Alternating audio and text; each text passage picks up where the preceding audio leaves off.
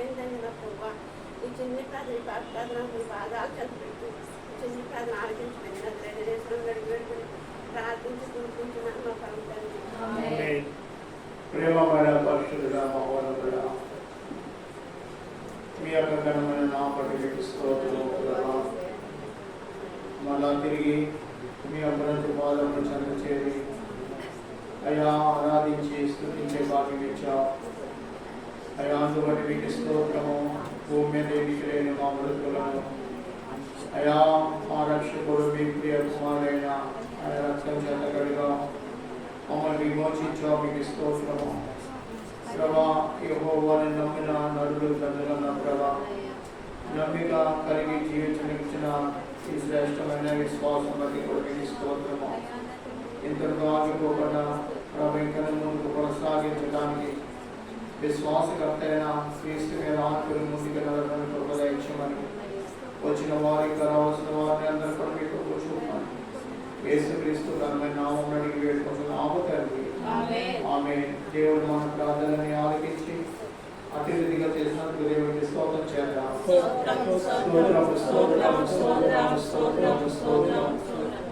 వచ్చిన మీకు అందరూ కూడా మన రక్షకుడు మన ప్రభువైన యేసుక్రీస్తు వారి యొక్క నామం మీకు అందరికి వందనాలు. అందరూ బాగున్నారు కదండి. మనం ప్రార్థన చేయాలి. దేవుడు చల్లని వాతావరణం దేవుడు దయచేయాలి అమ్మా. కావున ఇంతవరకు ఎండలు మండుతున్న ఎండల్లో మనం జీవించడానికి ప్రభు సహాయం చేస్తున్నారు. ఇక మీద కాస్త చల్లటి వాతావరణం కోసం కూడా ప్రార్థన చేద్దాం. దేవుడు మన ప్రార్థనని ఆలకించిన కాక ఆమేన్. వాక్య ఉపదేశమై అపోస్తలుల కార్యము 10వ అధ్యాయము 34, 35, 36, 37 వచనం వరకు చదువుకుందామండి. దేవుడు పక్షపాతి కాడని నిజముగా గ్రహించి ఉన్నాను. ప్రతి జనములోను ఆయనకు భయపడి నీతిగా నడుచుకుని వానిని ఆయన అంగీకరించును. యేసుక్రీస్తు అందరికీ ప్రభువు. ఆయన ద్వారా దేవుడు సమాధానకరమైన సువార్తను ప్రకటించి ఇశ్రాయేలులకు పంపిన వర్తమానమును మీరెరుగుదురు. యోహాను బాప్తిస్మము ప్రకటించిన తరువాత గలిలయ మొదలుకుని యోదయంతటా ప్రసిద్ధమైన సంగతి మీకు తెలియను. అదేదనగా దేవుడు నజరేయుడైన యేసును బాప్తిస్మముతోను శక్తితోను అభిషేకించున్నదియే. దేవుడు ఆయనను తోడై ఉండను గనుక ఆయన మేలు చేయుచు అపవాది చేత పీడింపబడిన వారందరినీ స్వస్థపరచుచు సంచరించుచుండెను. ఒకసారి దేవుడికి స్తోత్రం చెప్తామా. ప్రభునందు ప్రియమైన వారలారా, మనము అంగీకరింపబడాలి. ఏమవ్వాలంట? మనము చూడండి, లోకంలో జీవిస్తున్నప్పుడు పుట్టిన వ్యక్తి ఏదో ఒక పని చేయాలి. ఒక యజమానుడి దగ్గర ఒక పని చేసుకునే ఉండాలి. లోకంలో ఉద్యోగాలు అంటారు. ఏమంటారు? ఉద్యోగం ఉద్యోగం ఉద్యోగం ఉద్యోగం చేసినంత మాత్రాన శ్రమ రాదంటానికి లేనే లేదు. మనుషుల మధ్య ఎంత నమ్మకంగా చేసినా కానీ ఏదో ఒక చిన్న మాట, ఏదో ఒక చిన్న కార్యాలు జరుగుతూ ఉంటాయి. ఈ మధ్య ఒక ఆయన బయట దేశానికి వెళ్ళాడు. ఎక్కడికి వెళ్ళారండి? బయట దేశానికి వెళ్ళి ఉద్యోగం కోసం అతడు ప్రాంతం సాయం కూడా అతను చేస్తున్న ఉద్యోగం కాకుండా వేరే ఉద్యోగం. బయట దేశానికి వెళ్ళాక ఒక ఉద్యోగానికి వెళ్ళారు. మళ్ళీ బయట దేశంలోనే అక్కడే ఉంటూ మరొక ఉద్యోగానికి వెళ్ళని ఆశ కలిగి వెళ్ళాడు. నేను అన్నా, ఆ ఉద్యోగం చేస్తున్నా కదా, చెయ్యి, దేవుడికి స్తోత్రం, దేవుడి ఇచ్చిన ఉద్యోగం మంచిదే కదా. లేదండి, జీతం ఇటువంటి ఆ ఉద్యోగానికి వెళ్ళాలంట. సరే, ఏదో రీతిగా ఆయన ఆ ఉద్యోగం సాధించాడు. ఇదిగా మొదటి వారంలోనే పోరాటం మొదలైపోయింది.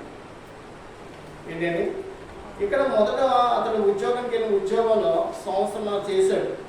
అసలే ఈ విషయం తలపోటు, ఈ తలపోటు, వాళ్ళు ఎలాగంటారు, వీరు ఎలాగంటారనే మాట ఏది కూడా వినబడలేదు. ఏదైతే తాను చేస్తున్న ఉద్యోగం విడిచిపెట్టి మరొక ఉద్యోగం వెళ్ళాడో, వెళ్ళిన మొదటి వారంలోనే గొడవలో నాకు విరోధంగా మాట్లాడేవారే ఉన్నారు, కానీ నా మాటకు లోబడేవారు ఎవరు లేరు అని ఎన్నెన్నో ఫోన్ చేస్తూ అలసిపోయాడు బాబు. నేను అన్నా, దేవుడు మనకి ఏది ఇచ్చినా కానీ మొదటి ఇచ్చింది మేలుకరమైనది చేస్తాడు. దేవుడికి స్తోత్రం కలిగిన ఆ మేలుకరమైన ఉద్యోగం విడిచిపెట్టి ఇంకా జీతం ఎక్కువ అని వేరే రీతిగా పోయాక దానికోసం నేనేం చేయను. అక్కడ ఉద్యోగంలో ఏం పోరాటాలు, అక్కడ నీరు లోపమా, వాదు లోపమా, నిజమే. కానీ అతడు అక్కడ అంగీకరింపబడట్లేదు. అతడు ఎంత నమ్మకం చేసినా కానీ అతన్ని ఎవరు కూడా ఒప్పుకోనట్లేదు.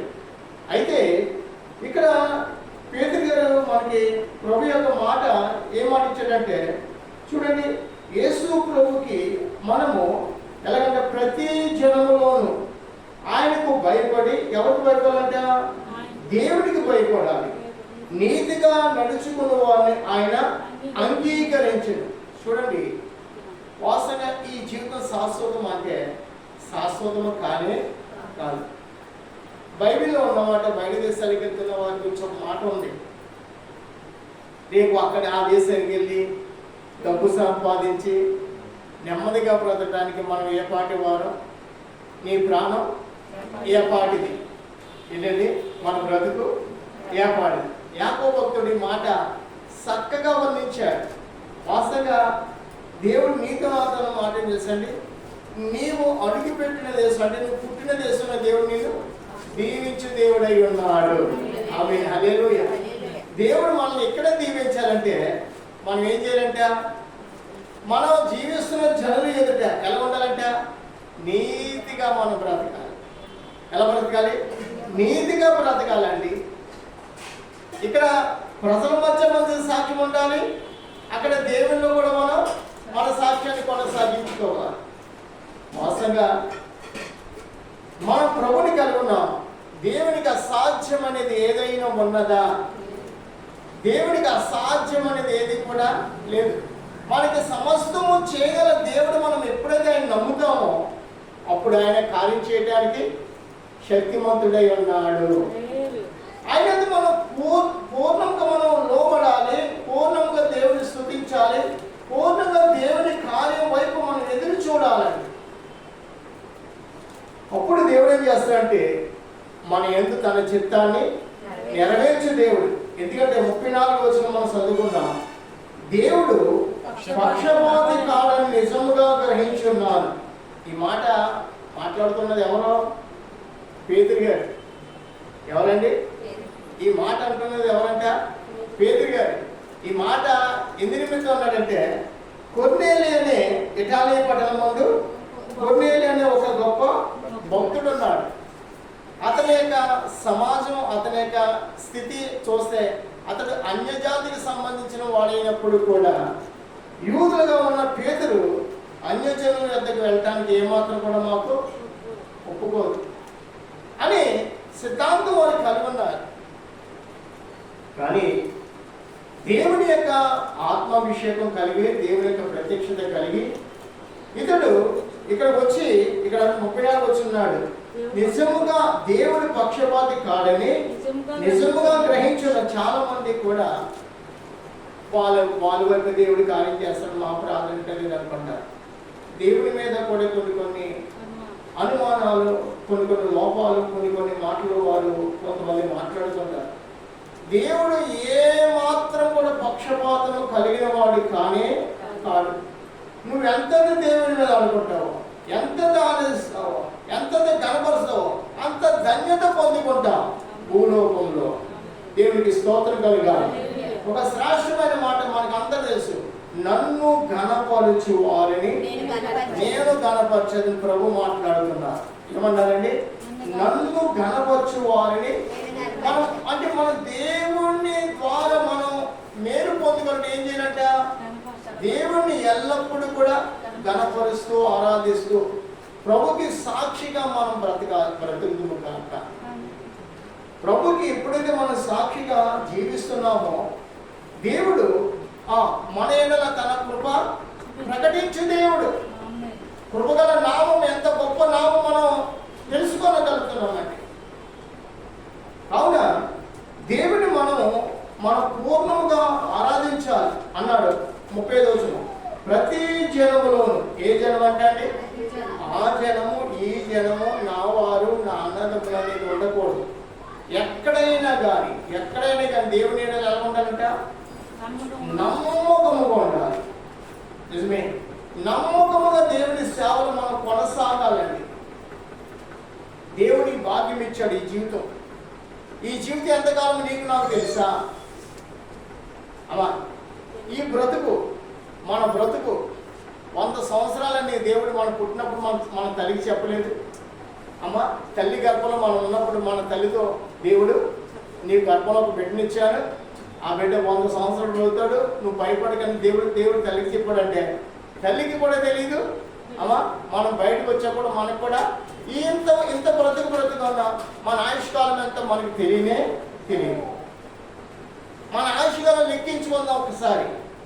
మన ఆయుష్కాలం లెక్కించుకుందాం. ఎలా లెక్కిందాం మీరు చెప్పాలి. మన ఆయుష్కాలం ఎలా లెక్కించుకుంటాం?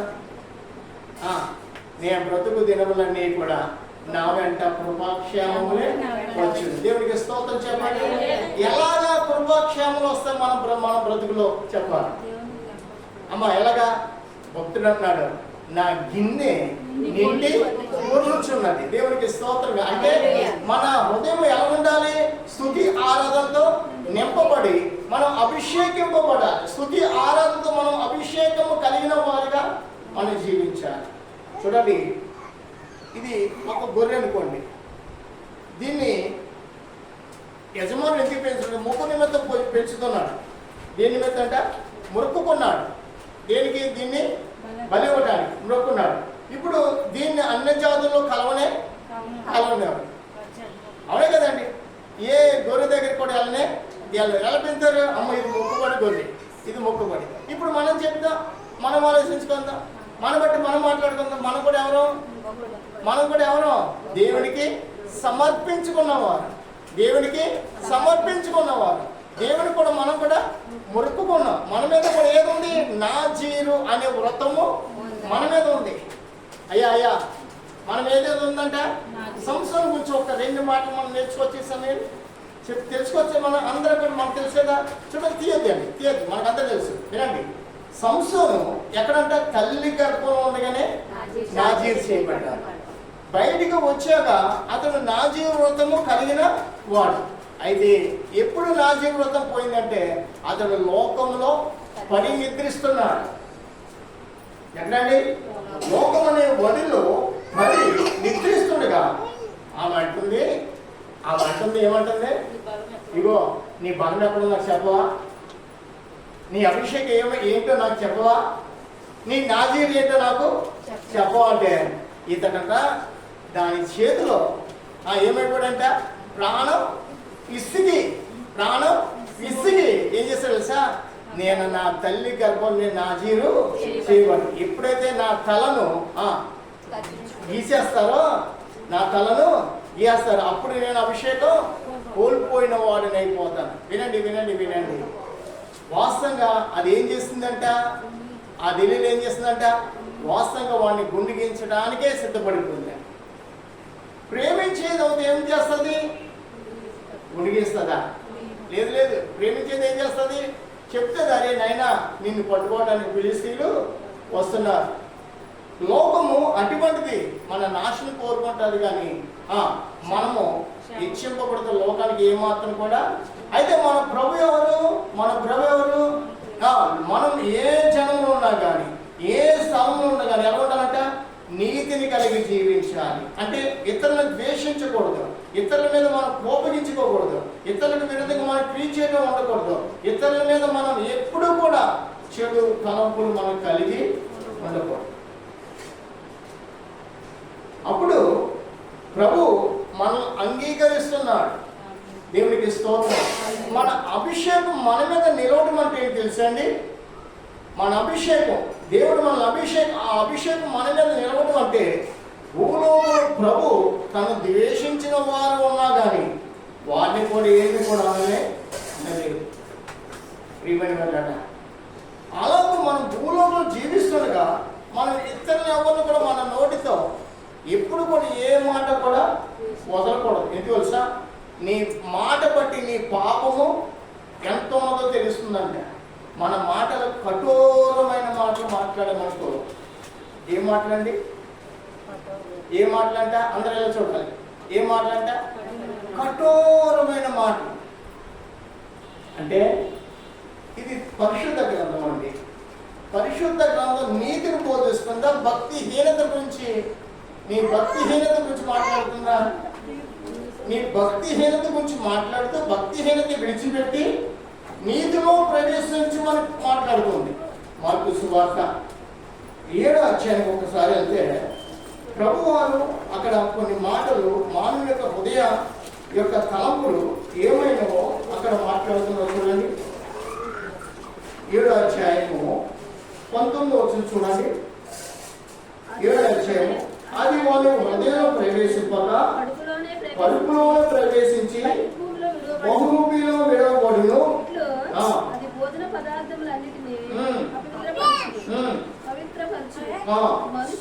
మనుషుని లోపల నుండి బయటకెళ్ళి మనుషుని అపవిత్రపరచును.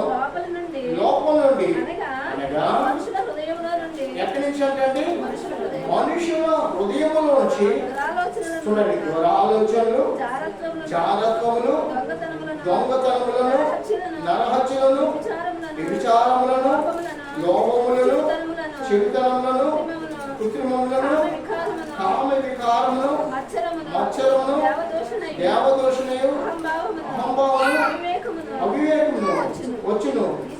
ఈ చెడ్డవన్నీ కూడా ఎక్కడి నుంచి అంటే లోపల నుండి బయలుదేరి మనుషుని చూసారా మనుషుని అపవిత్రపరిచేది ఏంటంట? అందుకే ప్రభు ఆ గురించి స్వయంగా మాట్లాడారు. మన ఉదయం నుంచి వచ్చేవే మనల్ని పాడు చేసేది. అందుకని బయట నుండి లోపలికి వెళ్ళేది ఏది కూడా మనం పాడు చేసేది కానీ, ఎందుకంటే తింటున్నాము, తినేదే మింగుతాం కానీ వేరేగా తింటేగాని మింగం. రాళ్ళు మింగుతారా? నత్తగొలం మింగుతారా? అమ్మ సీసం మొక్కలు మింగుతారా? ఏమి మింగరు కదా. అవి ఏం చేస్తాం? మన ప్రాణానికి అని అవసరం పాలు తాగవచ్చు, ఫ్రూట్ తాగవచ్చు, ఇంకేదైనా తీసుకోవచ్చు. కానీ రాళ్ళు తినే వాళ్ళు ఎవరు ఉంటారా? మట్టి ముద్దను మింగే వాళ్ళు ఎవరు ఉంటారా? ఎవరు ఉంటారు. కానీ అవేమి కూడా ఒక తిన్నా కానీ హృదయం పాలు చేయ కానీ హృదయాన్ని పాలు చేసే కఠోరమైన మాటలు కొన్ని మానవ హృదయం నుంచి వస్తున్నాయి. ఆ మాటలే మానవ సమాజాన్ని పాడు చేస్తాయి. ఇప్పుడు చూడండి, ఒక వ్యక్తి సహజంగా తిట్టుకుంటూ వెళ్ళిపోతున్నాడు. వాడు తిడుతున్నాడంటే అర్థం తెలుసా? దురాత్మలు వాడి నోటిలో క్రియ చేస్తున్నాయి. ఎక్కడంట? దురాత్మలు వాడి నోటిలోను వాడి హృదయంలోని ఆవరించి వాడి నోటి ద్వారా మంచి మాటలు ఏమి కూడా రానివ్వట్లేదు. ఇప్పుడు ప్రభుని నమ్ముకున్న మనము ఆయనలో పక్షపాతం లేదని మనం చదువుకునే ఇక్కడ అపోస్తుల కార్యము ఎక్కడ 10వ అధ్యాయము 34 ఏముందంటే దేవుడు పక్షపాతి కాడని నిజముగా గ్రహించు. ఇప్పుడు దేవుడు పక్షపాతి కానప్పుడు మన పక్షపాతం చూపి జీవించే వారు ఉంటే దేవుడు మనల్ని అంగీకరిస్తాడా? దేవుడు మనల్ని అంగీకరిస్తాడా? అందుకనే భార్యాభర్తలైనా, బిడ్డలైనా, సమాజం అయినా కానీ ఎక్కడైనా కానీ ఏది ఉండకూడదంట?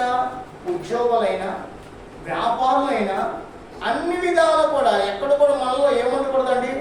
పక్షపాతము అనేది ఉండకూడదు. రాహుల్ గాంధీ ఒక 50 బస్తాలు పంట పండింది, పక్కా ఇది 40 బస్తాలే పండింది.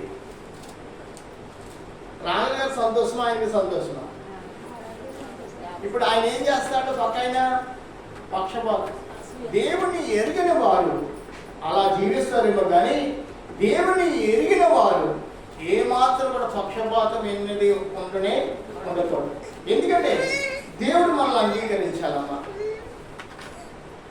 ఏం చేయాలంటే దేవుడు మనల్ని అంగీకరించి, మన అభిషేకం మన మీద ఉండాలి, మన అభిషేకం మనం కలిగి మాట్లాడాలి, మన అభిషేకం కలిగి మనం జీవించాలి. మనం పొందుకున్న అభిషేకానికి విరుద్ధంగా ఏమీ కూడా చేయకూడదు. ఒక విషయం చెప్పిన, దావీదు అన్నాడు, నువ్వు అనుగ్రహించిన ఆత్మను నా యొద్ద నుండి తీసివేయమన్నాడు. వినాలి. దావీదు ఏమని ప్రార్థన చేస్తున్నట్ట, నీవిచ్చిన ఆత్మను నా యొద్ద నుంచి తీసివే. ఎంత భయపడుతున్నాడో చూడండి అమ్మా.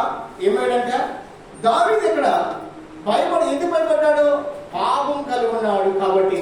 ప్రభువా నీవిచ్చిన ఆత్మ నా యొద్ద నుంచి, చూసారా, ఆత్మ తీసేస్తే ఏమో తెలుసా అండి, ఎప్పుడు కూడా దేవుని బిడ్డలుగా మనం పిలవబడని ఆత్మ లేని ఎడల మనం లోకస్తుల వలె ఉంటాం. ఆత్మ కలిగిన ఎడల, ప్రభు ఆత్మ కలిగి మనం నీతిని మాత్రమే బోధిస్తాం, నీతిని కలిగి మాత్రం మనం జీవిస్తాం. అతని కింద 36వ చూడండి, యేసుక్రీస్తు అందరికీ ప్రభు, ఆయన ద్వారా దేవుడు సమాధానకరమైన సువార్తను ప్రకటించి ఇశ్రాయేలుకు పంపిన వర్తమానము మీరు ఎరుగుదురు. చాలండి. చూడండి, యేసుక్రీస్తు ఎవరికి ప్రభు? అమ్మా చూడండి, వీళ్ళు కూడా ప్రభు. ఎవరికి? ఎదురుకుండా ఉన్నవారు కూడా, పక్కన ఉన్నవారు కూడా, వెనకాల అందరికీ ప్రభు ఆయన. కొందరు అంగీకరిస్తారు, కొందరు అంతే తేడా. అంగీకరింపబడిన వారికి ఏముంది? నిత్య పరలోక రాజ్యము ఉండదు. అంగీకరింపబడని వారికి ఏముందంట? అంతే. దాని గురించి మనం అంటే ఎవరాత్మకు వారే జవాబు అండి. ఇప్పుడు దేవుడు నాకు ఒక కట్ట, నా పుస్తకం ఇది 1000 రూపాయల కట్ట అనుకోండి. ఏంటంటే 1000 రూపాయల కట్ట నాకు చాలా అవసరం. ఈ కట్టను నేను జాగ్రత్తగా భద్రపరచుకుంటే నాదే. ఈ కట్టను గురించి నేను ఆలోచించలేదు అనుకో, ఇది ఎక్కడ పడితే అక్కడ వదిలేసాను. ఏం చేస్తాడు? ఎవరో ఒక దీని మీద పన్నేసి, నేను మరీ అజాగ్రత్తగా ఉన్నప్పుడు ఏం చేస్తారు? వారు నా కంటికి కనపడకుండా తర్వాత దీని గురించి ఎతికినా కానీ దొరకనే. అలాగే ఏసావు కూడా ఏం చేశాడు? తన జ్యేష్ఠత్వాన్ని తానే తృణీకరించుకున్నాడు. తన జ్యేష్ఠత్వం ఏమైంది, ఏ మాత్రం కూడా ఆలోచన లేనివాడిగా ఉండి తన జ్యేష్ఠత్వాన్ని కేవలం కూర నిమిత్తం కూడా కోల్పోయాడండి. కూరను చూసి ఏం చేశాడు? తన జ్యేష్ఠత్వాన్ని మర్చిపోయాడు, అమ్మి వేసుకున్నాడు, ఏదో చేశాడు. తర్వాత తన జ్యేష్ఠత్వం కోసం ప్రయాసపడి కన్నీరు విడిచిన కానీ ఆ భాగ్యము ఏ మాత్రం కూడా. అలాగే దేవుడు మనకిచ్చిన రక్షణ, దేవుడు మనకిచ్చిన ఈ జీవితం, దేవుడు మనకిచ్చిన ఈ బ్రతుకు గురించి మనం జాగ్రత్త వహించకపోతే ఏమవుతుందంట అంటే విశ్వాసం మందు నిలకడగా ఉండాలి, ప్రార్థన నిలకడగా ఉండాలి, సహవాసం మందు నిలకడగా ఉండాలి. ఆయన ఇచ్చిన అభిషేకాన్ని మనం ఏ మాత్రం కూడా నిర్లక్ష్యము చేయకూడదు. ఆయన నుంచి మనం ఏ మాత్రం దూరము కానీ కాదు.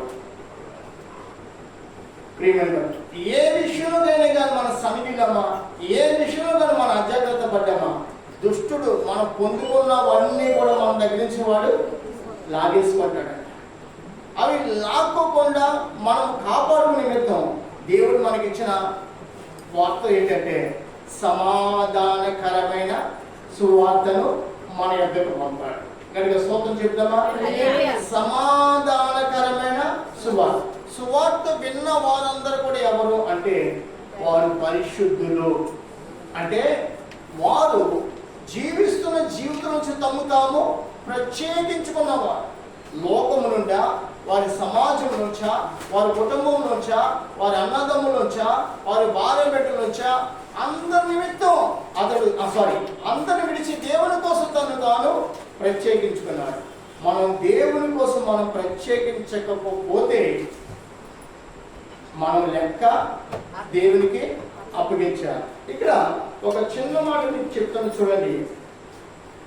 9వ అధ్యాయము, అక్కడ అపోస్తలుల కార్యము 9వ అధ్యాయము 32, 33, 34, 35 కూడా చదువుకుందా. ఆ తరువాత పేతురు సకల ప్రదేశములలో సంచారం చేయుచు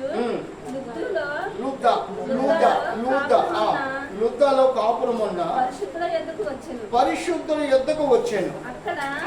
అక్కడ పక్షవాయువు కలిగి 8 ఏళ్ల నుండి మంచం పట్టి ఉన్న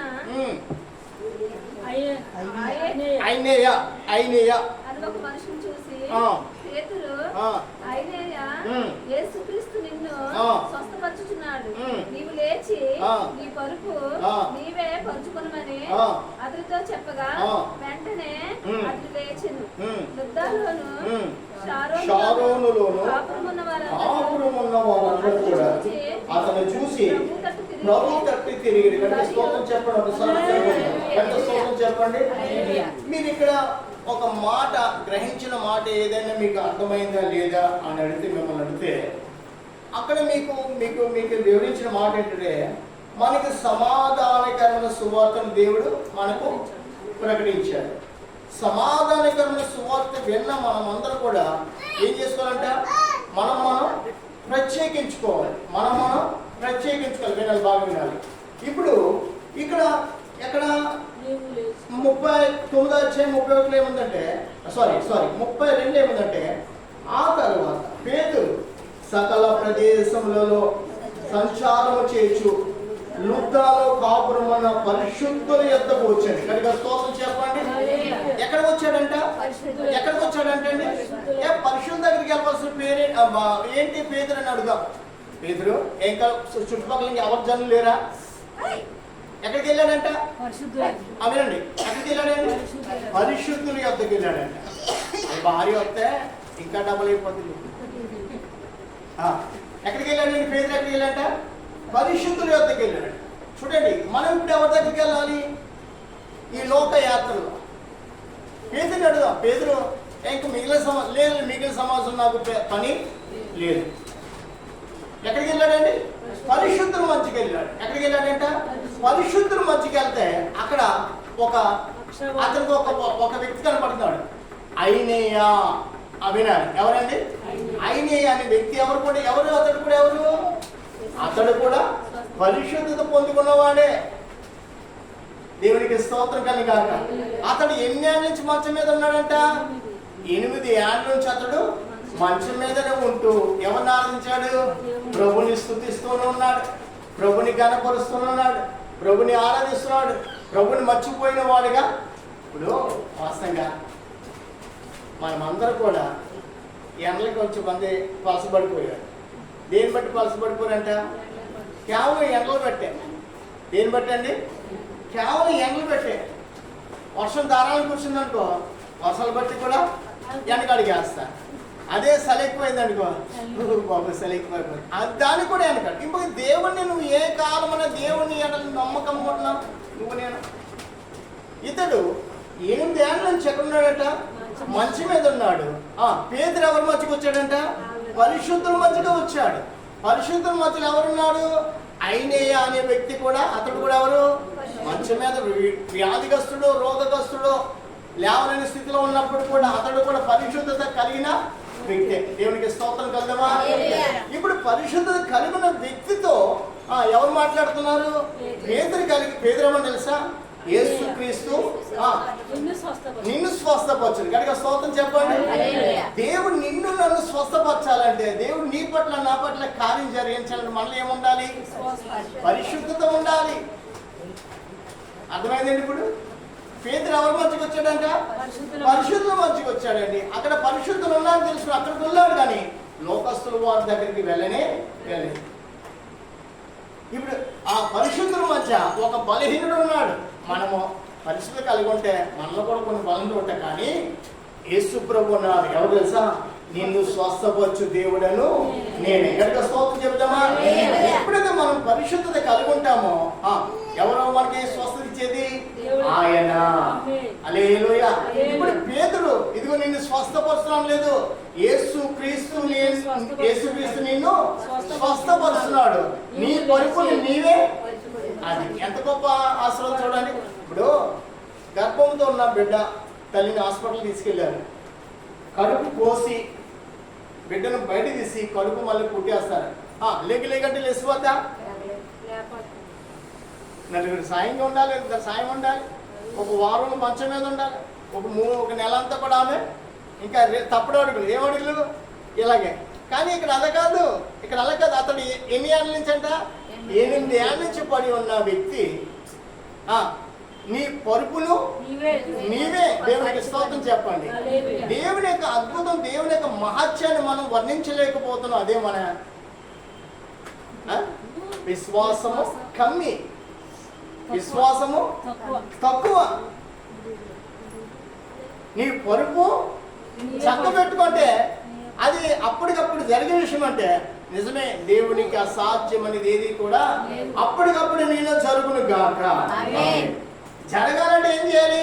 మన సువార్తను నమ్మాలి, సువార్త నిమిత్తం మనం ప్రత్యేకించుకోవాలి, సమాజం నుంచి మనం దేవునికి వేరేపరచుకోవాలి, సమాజం నుండి దేవుని కోసం మనం ప్రత్యేకంగానే జీవించాలి. ఇప్పుడు ఇతడు వ్యాధిగ్రస్తుడైన ఆయనయ్య దేవుని మర్చిపోలేదు. ఎవరు మర్చిపోలేదండి? దేవుని మర్చిపోలేదు.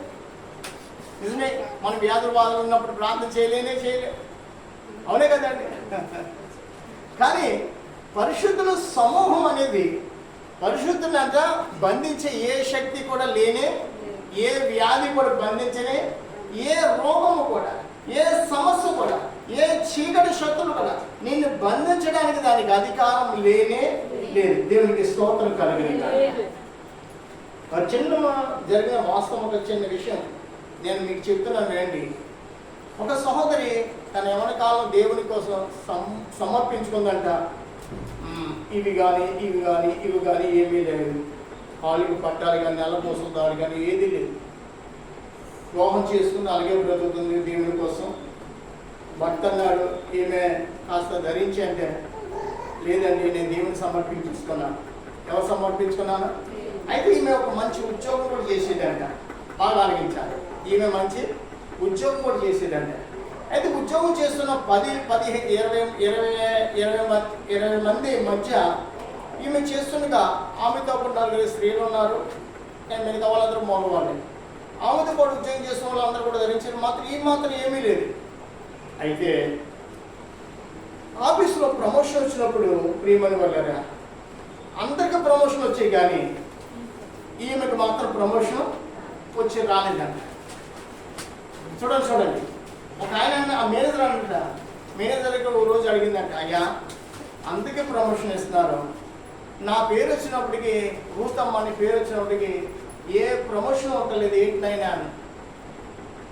ఇగో నువ్వు నా దగ్గరకు వచ్చి ఎప్పుడు కూడా ప్రమోషన్ అనేది నా దగ్గర నువ్వు అడగనే, నేను చచ్చే వారికి ఇక్కడ ఉన్నా కానీ నీకు ప్రమోషన్ ఏమాత్రం కూడా నేను ఇవ్వనని కూడా అంట ఆ మేనేజర్. అప్పుడు ఇతను ఈమె కుమిలిపోయేదంట, అందరికి ప్రమోషన్ వచ్చి నాకు ప్రమోషన్ అవుతలేదు కుమిలిపోయేదంట. ఓ రోజు మేనేజర్కి పుట్టినరోజు అయితే అందరిని పిలిచాడు, ఈమెను కూడా పిలిచాడంట. పుట్టినరోజు కన్నా ఇతను అదంతా నేను ఎదురుగా మలుసుకుని నా ప్రమోషన్ చేయించుకోవాలనుకుని ఆశపడి నా 2 కేజీలు యాపిల్, 2 కేజీలు కమలాలు, డ్రై ఫ్రూట్ ఇవన్నీ కొనుక్కెళ్ళి ఆయనకు ఒక కానుక ఇచ్చిందంట. కానుక ఇచ్చాక, సార్ ఈరోజు మీకు పుట్టినరోజు, కనీసం నాకు ఈరోజు అన్న ప్రమోషన్కి కొంచెం మీరు చేయండి సార్ అంటే, నా పుట్టినరోజైనా ఒకటే, నా సచ్చిన రోజైనా ఒకటే, నీకు మాత్రం ప్రమోషన్ ఏమాత్రం కూడా చేయనేసి అంటే ఆమె మళ్ళీ దుఃఖంతో ఇంటికి వచ్చి అలా ఏడ్చిదంట. సుమారు 5 సంవత్సరాలు గడిచిపోయిందండి. ఎన్ని సంవత్సరాలు అంట? 5 సంవత్సరాలు గడిచిపోక ఇతనికి అనుకోకుండా ట్రాన్స్ఫర్ వచ్చేసిందంట అండి. మరొక కొత్త మేనేజర్ ఆ కంపెనీలోకి రావడం జరిగింది. ఆ కంపెనీ మేనేజర్ రాగానే ఇవన్నీ కూడా ఎవరెవరికి ఏ ప్రమోషన్ అని ఇవన్నీ చూస్తే ఈ రూతమ్మ అనే ఆమెకు ప్రమోషన్ అంతా లేదండి. ఆ అమ్మాయిని పిలువంటే అమ్మ వచ్చిందంట. ఏమా రూతమ్మ అందరికీ ప్రమోషన్ అని, నీకెందుకు ప్రమోషన్ చేయలేదంటే, అయ్యో అందరికీ ప్రమోషన్ అడిగిన మేనేజర్ నాకు మాత్రం ప్రమోషను ఇచ్చేవాడు కదండి. ఎన్నో మార్లు ప్రాధాయపడ్డాను, ఎన్నో మార్లు అడిగానండి ఆయన్ని, అసలు నాకు ఎందుకో మరి నా వైపు చూసి అసలు ప్రమోషన్ ఇచ్చేవాడు కాదని ఆమె విలాపిస్తే ఈయన అన్నాడంట, ఇదిగో ఇప్పుడు ఇక్కడున్న వారందరికంటే ఎక్కువగా నీకు మంచి గొప్ప ప్రమోషన్ ఇస్తున్నాను, నువ్వు వీళ్ళు సంతోషంగా ఎంతవరకు ఎంత దుఃఖించావో అంతగా నువ్వు ఆనందించాడంట. దేవుడికి స్తోత్రం కలిగాలి. ప్రియమైన వాళ్ళగా దేవుని కోసం మనం ప్రత్యేకించుకుంటే ఆ శోధన మొదట ఎదురవుతుంది. శోధన వెనక మేలు చేయ దేవుడు మనకి మేలు చేస్తానే ఉంటాడు. దేవునికి స్తోత్రం కలగాలి. హల్లెలూయా. మనుషుల వైపు చూడకూడదు. ఎవరి వైపు చూడాలంటే దేవుడి వైపు చూడాలి. దేవుని కోసం ప్రత్యేకించుకోవాలి. దేవుని కోసం జీవించాలి. భలే ఎవరు ఏమనుకున్నా, నా భర్త ఏమనుకున్నా, నా భార్య ఏమనుకున్నా, నా తల్లిదండ్రులు ఏమనుకున్నా, నా సమాజం ఏమనుకున్నా, నా కుటుంబంలో ఎవరికి రక్షణ లేకపోయినా దేవుడు ఆ కుటుంబం నుంచి నన్ను వెలిగించాడు. ఆయన కోసం ప్రత్యేకించుకున్నాడు. నేను ఆయన కోసం బ్రతుకుతాననే ఉద్దేశం కలిగి ప్రభు కోసం నిలబడితే అమ్మా మొదట నీకు కొంత శ్రమేమో కానీ రాను రాను నీ శ్రమ దినాలన్నీ కూడా నా దేవుడు కొట్టివేసు దేవుడై ఉన్నాడు. దేవునికి స్తోత్రం కలిగాక. ప్రియమైన దేవుని బిడ్డలారా, దేవుని కోసం మనం సమర్పించుకుంటే దేవుడు మనల్ని విడిచిపెట్టి దేవుడు కానే కాదు. ఆయన మన నిమిత్తం పక్షపాతము చేయడు. మనం ఆయన మీద ఆనుకుంటే ఆయన ఎంత నమ్మదగిన దేవుడు. ఆయన వైపు మనం చూస్తే మన పట్ల దేవుడి విస్తారమైన అద్భుత కార్యాలు జరిగించు దేవుడై ఉన్నాడు. ప్రియమైన వల్ల యెహోషువ గ్రంథాన్ని ఒకసారి వెళ్తున్నాను. యెహోషువ గ్రంథాన్ని ఒకసారి ప్రభు ఒక మాట యెహోషువతో అంటున్నాడు. నేను ఇశ్రాయేలు నిందను తీసి వేయబోతున్నాను అంటున్నాడు. 3వ అధ్యాయము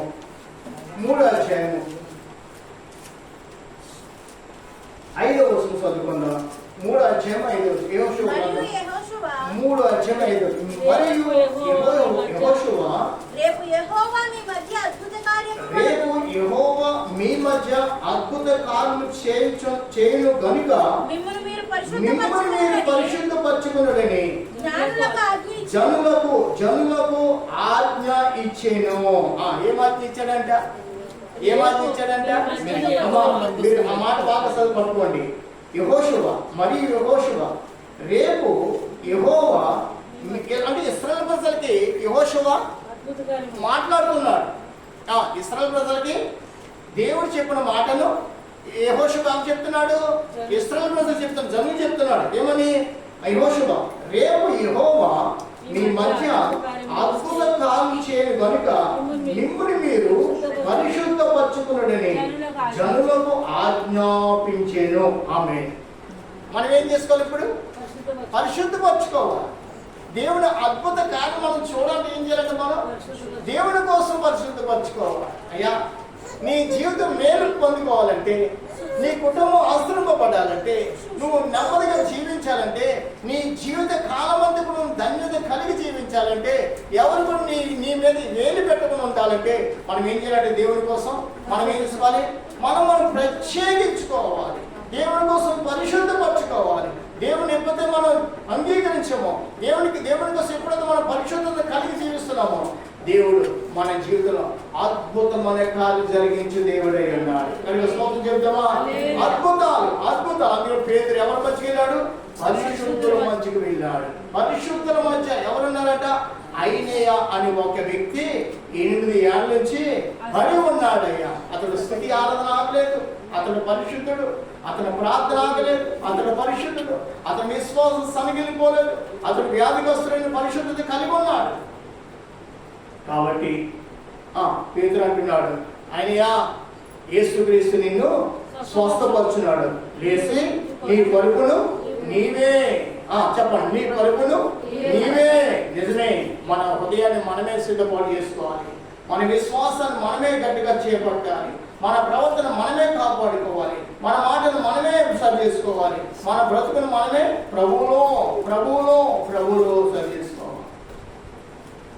ఎందుకంటే పరిశుద్ధులు కలిగిన దేవుడు పరిశుద్ధుల మధ్య అద్భుతము జరిగించే దేవుడై ఉన్నాడు. అక్కడ 6వ చూడండి, మీరు నిబంధన మందసమును ఎత్తుకుని ప్రజల ముందర నడుపుడని ఆ యాజకులకు అతడు సెలవిగా వారి నిబంధన మందసం ఎత్తుకుని ప్రజల ముందర నడిచేది. వినండి, వారి నిబంధన మందసం ఎత్తుకుని ఎక్కడ నడిచారంట?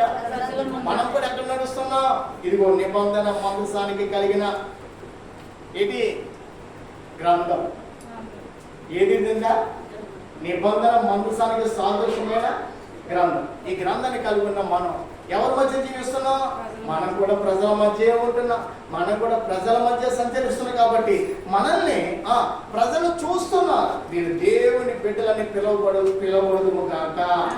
మీరు ప్రతి విషయంలో తాము కాపాడుకునే వారు మనల్ని గుర్తించాలి. అప్పుడే దేవుడు మన పట్ల అద్భుతాలు జరిగించు దేవుడై ఉన్నాడు. బిడ్డ, నీ జీవితంలో ఇంకా అద్భుతాలు జరగకపోవడానికి ఏదైనా ఇంకా నువ్వు సరిచేసుకోలేదేమో, ఇంకా నువ్వు సరిచేసుకోలేకపోతున్నావేమో, సాతాను నేను పడగొట్టిన ప్రయత్నం పడిపోతున్నావేమో. అయ్యా, అలా ఉండదు. ఈ రాత్రికాలం ప్రభు మాట్లాడుతున్నాడు.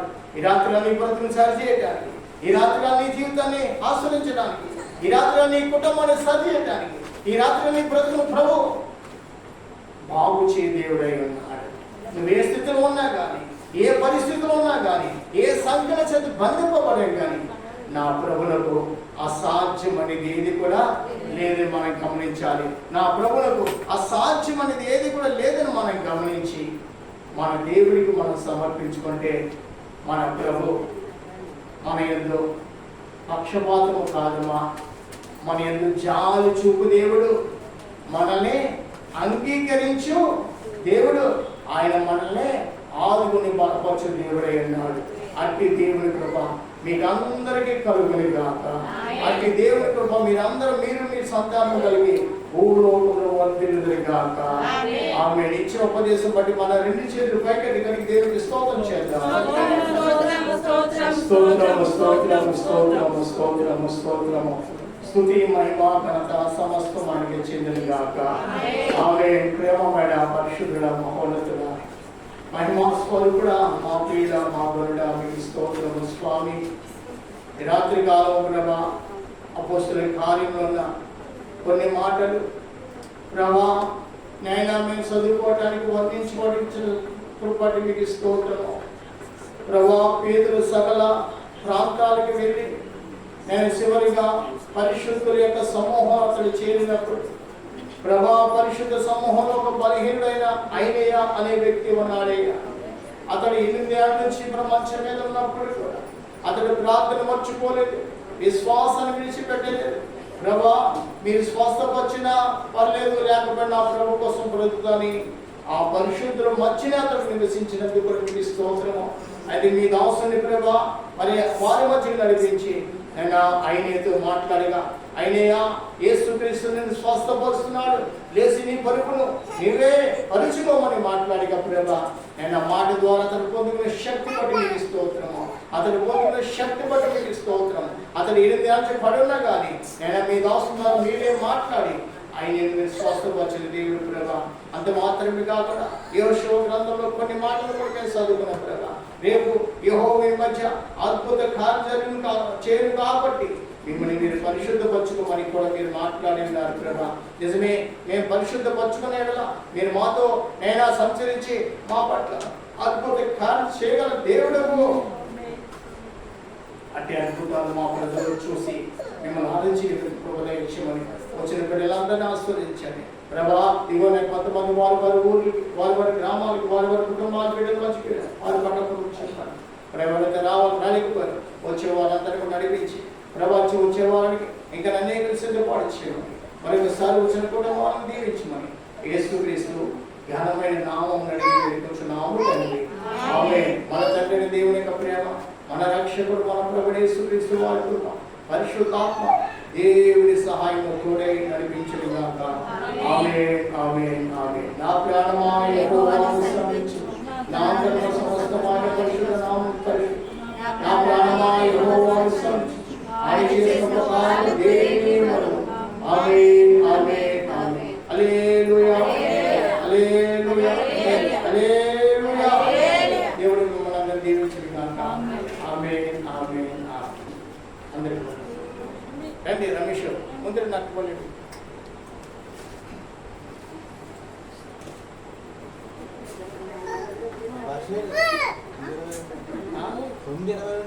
తొమ్మిది అని మీ అమ్మగారు 9:30 ముగించేమన్నా ముగించలేదు. మీ అమ్మగారికి కోపడతారు. 9:30 కంటే ఎక్కువ వద్దు అన్నారు కదా, అందుకని ఆపేస్తాను.